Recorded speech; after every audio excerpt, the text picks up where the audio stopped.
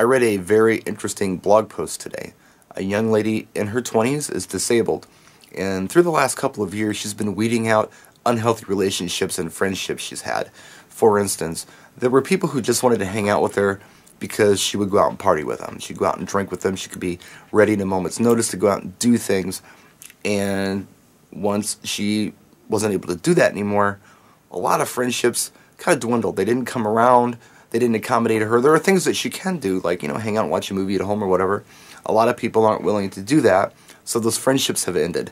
And she had some unhealthy relationships that she realized that needed to go away, and they went away. But she really appreciates those good relationships she has. The people who will hang out with her and sit at home and watch a movie with her, or be patient with her, or invite her out anyway, even if they know she might decline. Those are good friends. And I'm reading this and I'm thinking to myself, I've heard all of this before. And it's not because I'm disabled, it's because I think this kind of thing happens to most healthy people. Most normal people eventually go through this process in their life.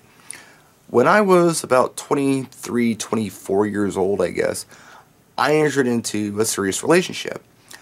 And I was the first person in my group of friends to become a father and to buy a house and do a lot of those things. Most of my friends were in college. I didn't go to college. I just did these things.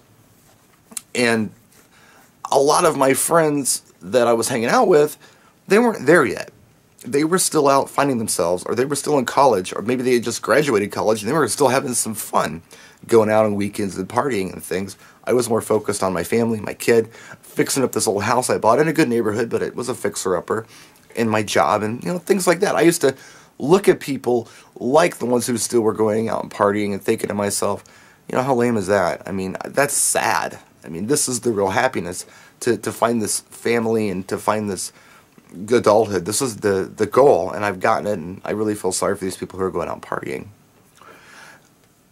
And a lot of my friends, it was one of those things where you didn't really see them for a long time, if at all. Most of my friendships, however, did come back when the time was right.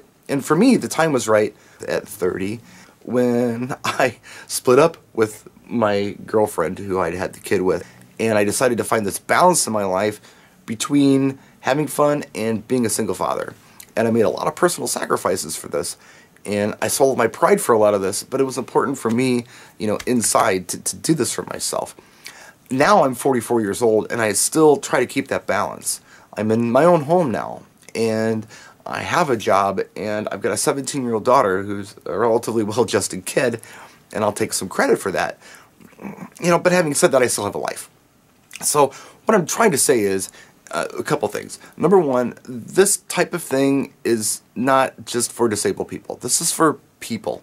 Anyone who goes from that, I guess, more immature party mode into adulthood, whether it's forced or not, they're going to go through this process. They're going to find there are people who really aren't their pals. They just want to party with them. They're also going to find out that they have real friends out there. But one thing that I don't know if this person has found yet, and I think it's a bit early, is that not all relationships require this constant maintenance. Mine don't. I have a lot of friends, people I really consider friends. I don't talk to them every day. I don't talk to them every week. I don't talk to them every year. I ran into a guy yesterday who I haven't seen in a few years, and it was cool. He is my friend. I know that if I called him and I said, "Oh, I need you right now. Please come home. I need you right now. You're my friend. I need a friend," he would be here as soon as he could. But I also, at the same time, respect his time. And I'm not just going to do that because he's a busy guy. I'll also say that we need to be patient with some of these people who aren't quite ready to slow down. Everyone has a journey in life. If you have friends that are out doing things that maybe you can't do now that you're disabled, they're partying, whatever the situation might be, you need to understand they may just not be ready to slow down yet. And you can't blame them for that. I don't know what everybody's ultimate goal is. A lot of people don't know what their ultimate goal is. They just go out and they do things, they're social, they're trying to grow, they're trying to meet people, they're trying to find themselves. And, geez, if there's a person in your life who hasn't done that yet, who hasn't found that happiness yet, you can't expect them to to slow down for you. They've got to do what they've got to do. I know I've been there. I've been there more than once in my life. Eventually, these people may actually find their happiness. And then they might think about others again, like maybe you. Because again, like I said, not all relationships, not all great relationships require that constant maintenance, especially when you're busy or you have something going on. And definitely having a disability and taking care of yourself is something going on, even if it's not a family or whatever. It's something that you have to do. One of these days, they might catch up to you, so don't lose hope. That's just a quick vlog for you. I'll see you guys tonight with some lighting videos. I'm all ready to go. I got some sleep, and as soon as the sun goes down, it's light time. Take care of yourself.